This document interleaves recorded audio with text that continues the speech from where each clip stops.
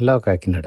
సమస్య చిన్నదే, ఇబ్బంది పెద్దది. ఇప్పుడు మనం ఈ చూసే రోడ్ ఏంటంటే, జేఎన్‌టీయూ ఇండోర్ స్టేడియం పక్క నుంచి వినాయక కేఫ్ దగ్గర నుంచి మార్కెట్ రోడ్ కనెక్ట్ చేసే ఒక రోడ్ ఇది. చాలా ఫేమస్ రోడ్ ఇది. ఈ రోడ్డు అనేక colonies like city colony, friends colony, Vaidyanagar, RTC colony, తర్వాత శారదా నగర్, తర్వాత కజిన్స్ కాలనీ ఇలా అనేక కాలనీస్‌ని కనెక్ట్ చేసే రోడ్. అదేవిధంగా అనేక బిజినెస్ ఎస్టాబ్లిష్మెంట్స్, హోటల్స్ కూడా ఈ రోడ్‌లో ఇప్పుడు ఎస్టాబ్లిష్ అయ్యింది. ఇంత ఇంపార్టెన్స్ ఉన్న రోడ్ ఏంటంటే, పాలకుల నిర్లక్ష్యమో, లేకపోతే పాలకుల ఫేవరిజము ఈ రోడ్డుని ఇంత వైడ్‌గా ఉండవలసిన road as per master plan కుదించేశారు. పోన్లేండి అది ఒక యాంగిల్ అయితే, ఇక్కడ చిన్న డ్రైన్ కట్టారు. ఆ డ్రైన్ కట్టిన తర్వాత డ్రైన్ కట్టి ఇప్పుడు 4 రోజులు దాటింది. ఆ డ్రైన్ కట్టినప్పుడు తవ్విన మట్టి అంతా రోడ్డు మీద వదిలేసారు. సో, చూసేవాళ్ళకి ఏమనిపిస్తది? మీకు నాకు కూడా అదేంటి డ్రైన్‌లో తీసిన సిల్టా ఇది? కేఎంసీ శానిటేషన్ స్టాఫ్ ఎత్తాలి కదా! వాళ్ళు ఎత్తకుండా బద్ధకించారా అనిపిస్తది. సో,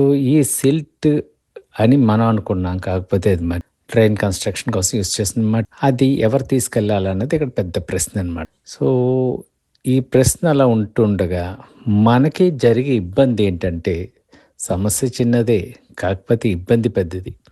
రోడ్ అక్కడ బాటిల్ నెక్ ఏరియాలో చాలా సన్నంగా ఉంటది రోడ్. అంతా ట్రాఫిక్ ఫ్లో అవుతూ ఉంటది. ఈ బండ్లకెళ్ళడానికి ఇబ్బంది. యాక్సిడెంట్స్ జరిగే అవకాశం ఉంది. ఇక్కడ ఈ మట్టిని తీయవలసింది ఏంటంటే, ఆ మున్సిపల్ కాంట్రాక్టర్ టెండర్ పిలిచినప్పుడు ఈ యొక్క మట్టి కూడా తనే తీసుకెళ్ళాలి. యాక్చువల్‌గా డ్రైన్ అంతా ఫినిష్ చేసి, ఆ మట్టి కూడా తీసుకెళ్ళే బాధ్యత అయింది కాంట్రాక్టర్‌ది. సో, కాంట్రాక్టర్ రెస్పాన్సిబుల్ ఇక్కడ. ఎందుకంటే శానిటేషన్ సిబ్బందికి ఏ విధమైన రెస్పాన్సిబిలిటీ ఉండదు. ఎందుకంటే శానిటేషన్ సిబ్బంది ఏం చేస్తదండి? డ్రైన్‌లో డర్ట్, సిల్ట్ తీసి పైనేస్తే దాన్ని తీసుకెళ్ళటం వాళ్ళ యొక్క డ్యూటీ. అంతే తప్ప మున్సిపల్ ఇంజినీరింగ్ డిపార్ట్మెంట్ చేయించిన వర్క్ ఆ కాంట్రాక్టర్‌తో తీయించే బాధ్యత మున్సిపాలిటీది.